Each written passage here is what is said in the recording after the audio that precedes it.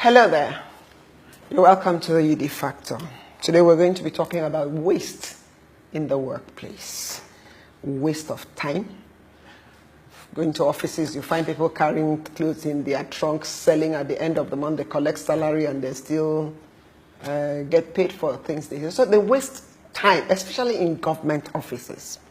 So today we have a workplace expert, 𝗖𝗢𝗡𝗖𝗧, who will be discussing waste in the workplace. And this is the 𝗖𝗢𝗡𝗡𝗖𝗧, a program that understands that knowledge is power. So today, we're going to empower you with information on waste in the workplace.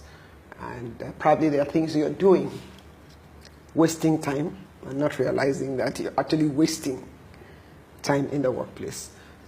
Don't go anywhere. This promises to be very informative. We'll see you after this time out.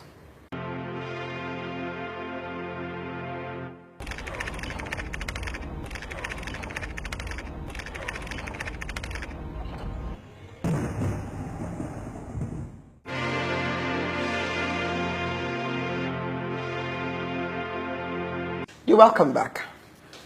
Mr. 𝗖𝗢𝗡𝗖𝗧, welcome back to the 𝗖𝗢𝗡𝗡𝗖𝗧. Thank you very much. Good to be here.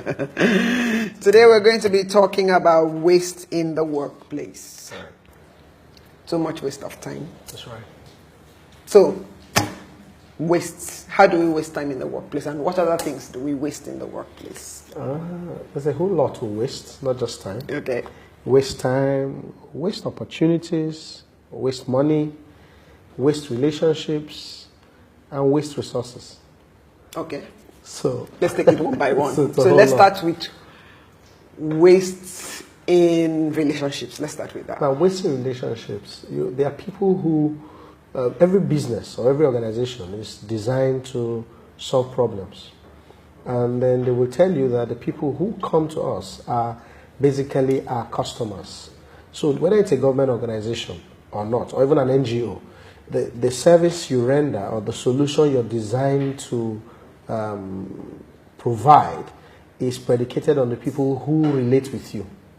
So if people who are supposed to be your support, who come into your organization, are supposed to be a support system for you, or the bridges, if you break those bridges, you've wasted a relationship. For example, someone's going to a bank to have a meeting with the bank manager, and it turns out that he came in a few minutes later than the time of appointment. And the bank manager actually had told him that there was not a problem if he came after banking hours. So it was after banking hours, and so when he got there, he was dressed casually, okay, for the meeting. And he's a very wealthy person, but he drove himself as well. But the security man thought him to be somebody who was coming late for a banking transaction, and spoke so rudely to him, and he left. By the time the bank manager was calling him, he said, well, I had already been to your office, but I have left because the gentleman by the gate spoke to me in such very uncomplimentary terms. That relationship had been wasted.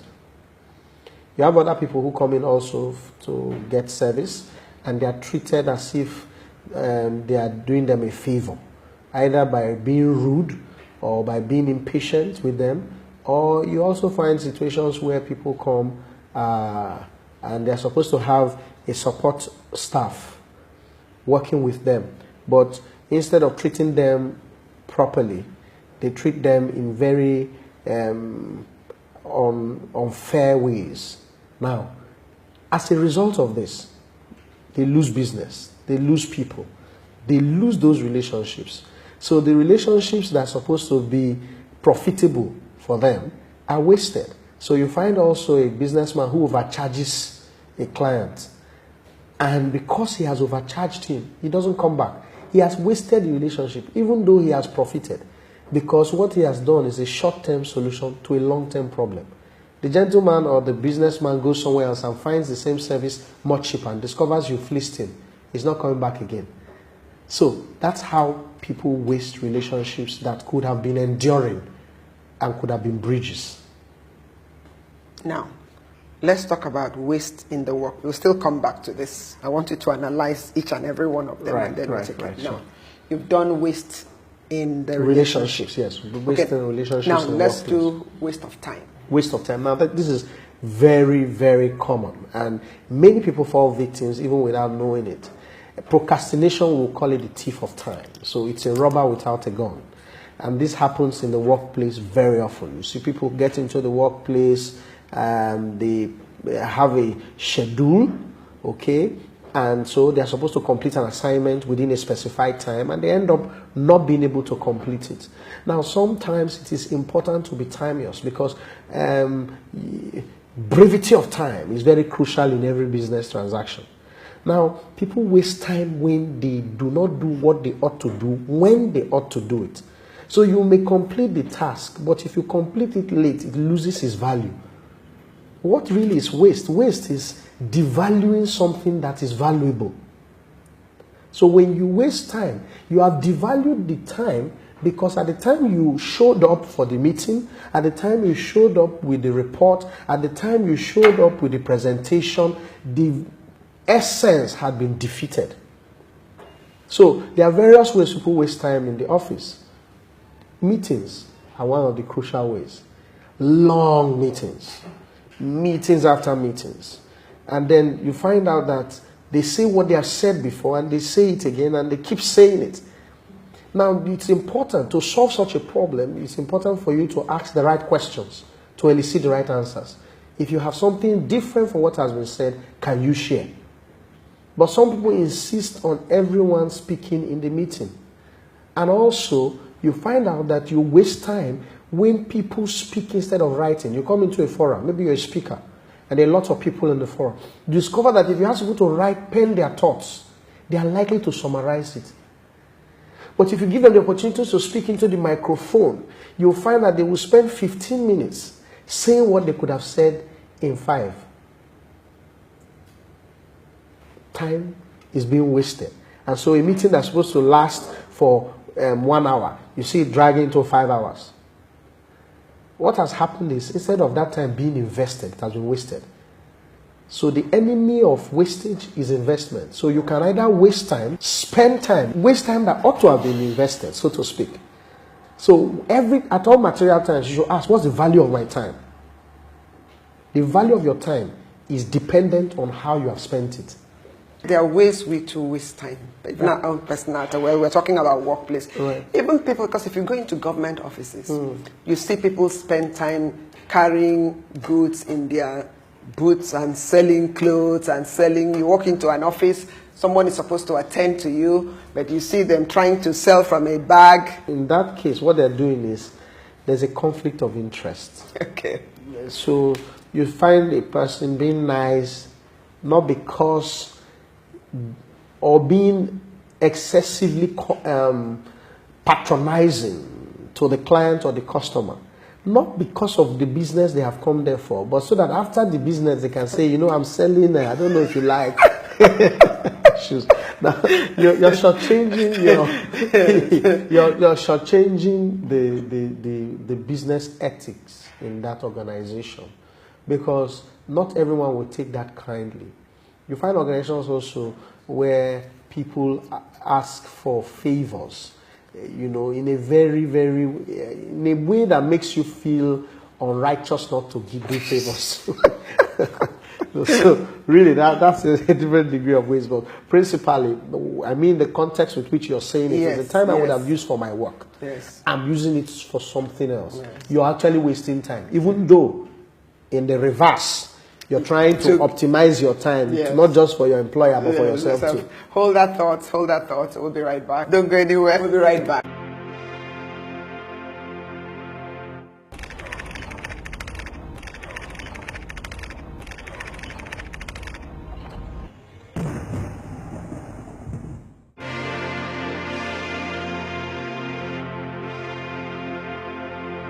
You're welcome back. If you're just joining us, I have Charles Okebono, a workplace expert, talking to us about waste.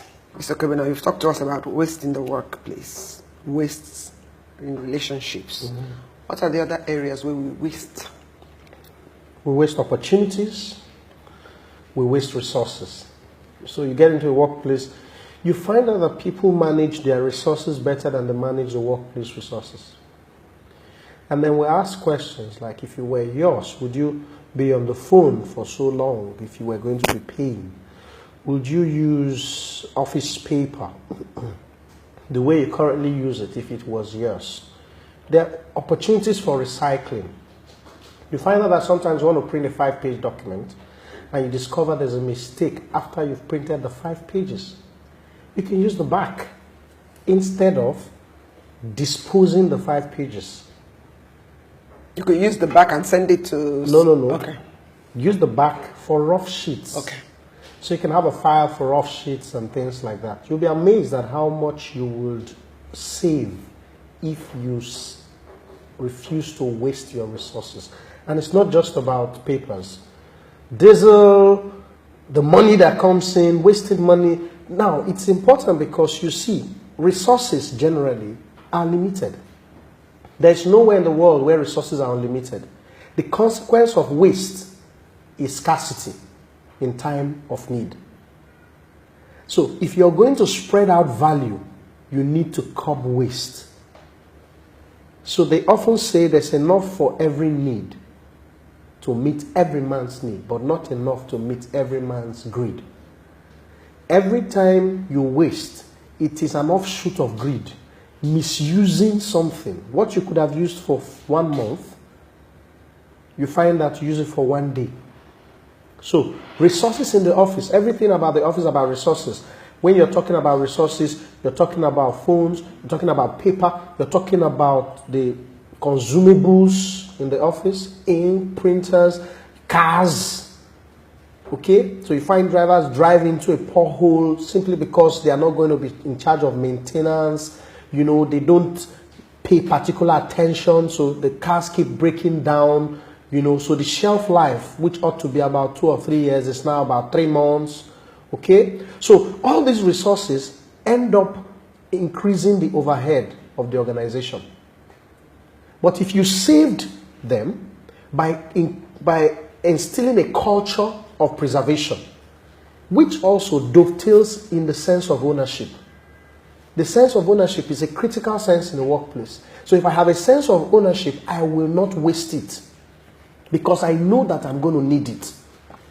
If I have, for example, wasting money, if you're giving an imprest or you're giving something that is supposed to last for a period of time and you overspend, you may suffer. But then some people discover that even if they save, then an opportunity arises for other people to gain value.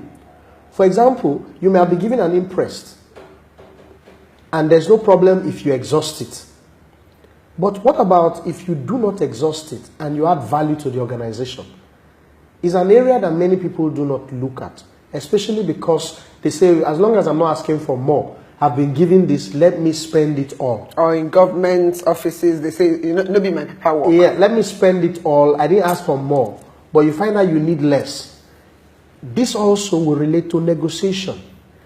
If you were the one spending, would you be more sincere in negotiating effectively?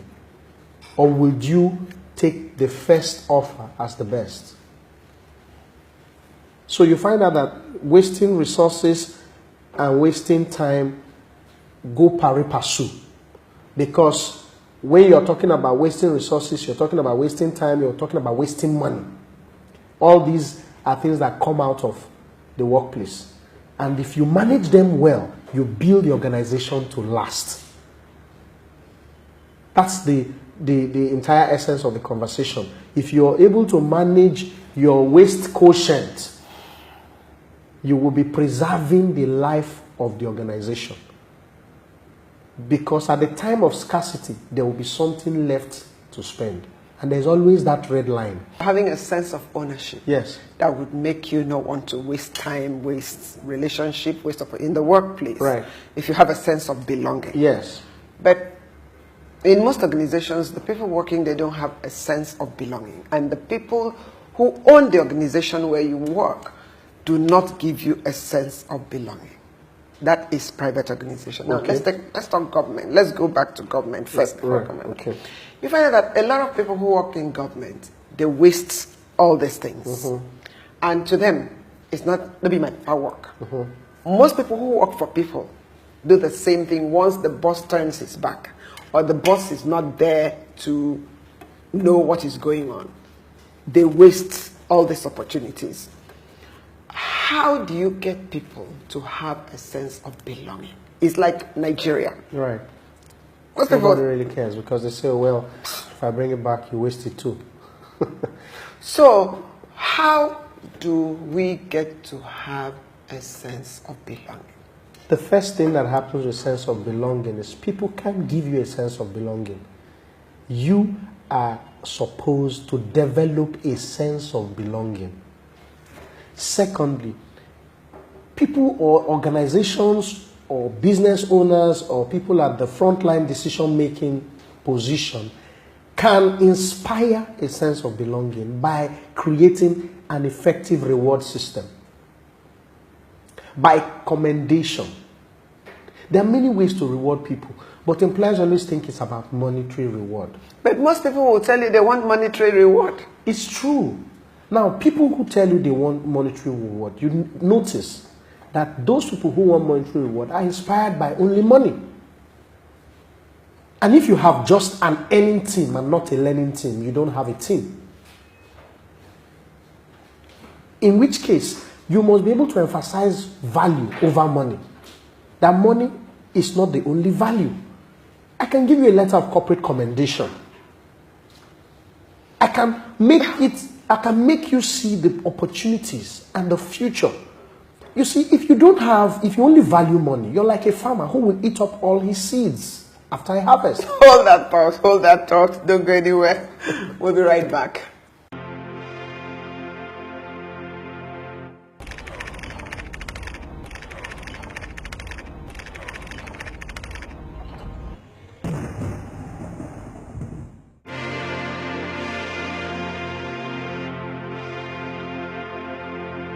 You're welcome back. If you're just joining us, we're talking about waste in the workplace, waste in relationships, waste opportunities, and waste of resources.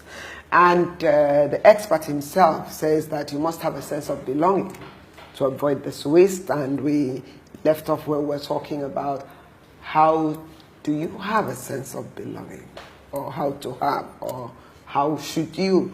You're welcome back. Okay, now you were saying that no one can make you have a sense of belonging. Yeah. You have to. Yes. Okay. Because I said that you can inspire a sense of belonging, but you cannot give somebody a sense of belonging. They develop a sense of belonging. Now, in the context, I said that a farmer who plants at the end of his harvest must reserve seeds for the future. When you say you cannot give somebody a sense of belonging, Yes. I don't think I agree with you, because if you treat the person shabbily, Yes. the person will not have a sense of belonging. Certainly. Yes. It's the way you treat the person. That's right. You make the person feel like I am part. What I meant by that is you inspire a sense of belonging by the way you relate with them. Okay. That's why I said that. Okay. In which case, even when people are treated very well, if they don't have a sense of belonging, It's true. they would also be looking for ways to sabotage the organization. And you say, where did I get it wrong? He's well paid. His welfare package is better than others. I give him whatever he asks for. So where did I get it wrong? So what it means is you can't give a person a sense of belonging, which is what I'm saying. You can inspire a sense of belonging. If you're treating them badly, you're not inspiring a sense of belonging. You're making them see themselves as different, and you're different. Now, one of the things that affects an organization is that the people who are frontline decision makers are wasting resources. If you're wasting resources as a frontline decision maker, it will be difficult for you to curb waste in your organization. People don't do what you say, they do what they see. In which case, if you want to start by lean operations, you must lead from the front. You must give the example, show an example that you're ready not to spend $1 for what costs a dime. Neither are you willing to use a whole tin of milk when you could have used just a sachet. They are watching. The best way to inspire effective management of resources is to demonstrate it. In the way you speak, in the way you treat people, in the way you spend the things that happen in the organization, in the way you relate with your staff. They can see. If they see that you're quick to fire people, they'll think they're next in line. You're wasting relationships, recall. If they see also that you're using you said no one should spend more than a minute or two on the phone. You're there for 1 hour. And they know that you're not making that call to bring a business proposition. It is an informal call. They can see that. If they see also that opportunities are coming to the business, but your pride is shutting it out, it's the same way that they will relate with the business. If they see that when they call for a meeting, you're more interested in winning the arguments in the meeting, you're more interested in bullying everyone, you're more interested in saying what you have said over and over and over and over again, you're more interested in asking for their opinion but not working with it. So you come, sit for a meeting for 4 hours. Everybody's talking. You tell them this is the direction management wants to go. What's your opinion? After they have given their opinion and brainstorm, it falls back to the original direction that you said. It is not modified. It is not reviewed. A hybrid approach does not come. You've wasted their time. So why not send an internal memo since you know you're not ready to shift grounds? Rather than call them into a meeting and spend 4 hours deliberating. They can see. And so when they come into that meeting, they know you just want to waste their time.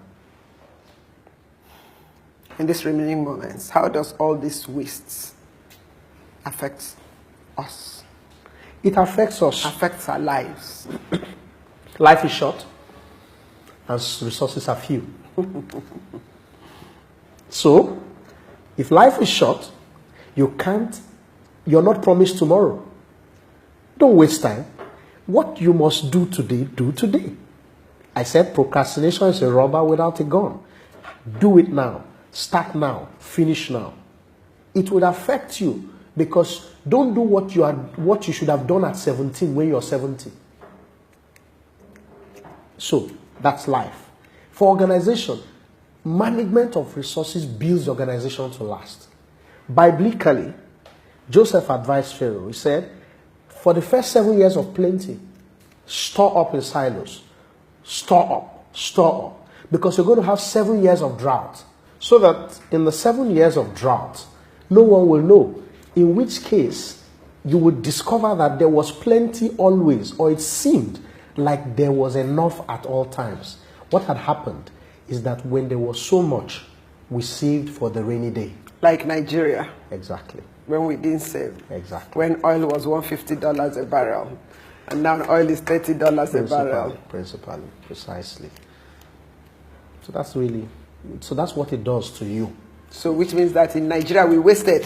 That's why our life expectancy is 40 and 45. It ought to be 95. So those of us 100. Who have crossing over to 60, we are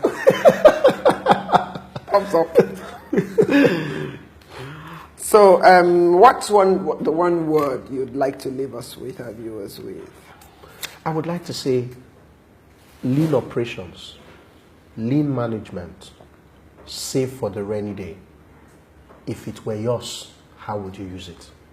Thank you very much, Mr. 𝗖𝗢𝗡𝗡𝗖𝗧. It's always a pleasure to have you to empower us with information on the things we are doing wrong in our workplace, in our relationship. And any fallout from this, I'll invite you to come back and empower us with more information. Sure. Thank you. Thank you very much. Viewers, you've been empowered with information and listening to the experts talk about it. I want you to take time out to think what you're wasting, whether you're wasting relationship, wasting work, wasting opportunities, or wasting resources, especially in this season, and try to make amends. Until I come your way another time, you have a wonderful week ahead of you. Goodbye, God bless, and that is my factor. See you again next week.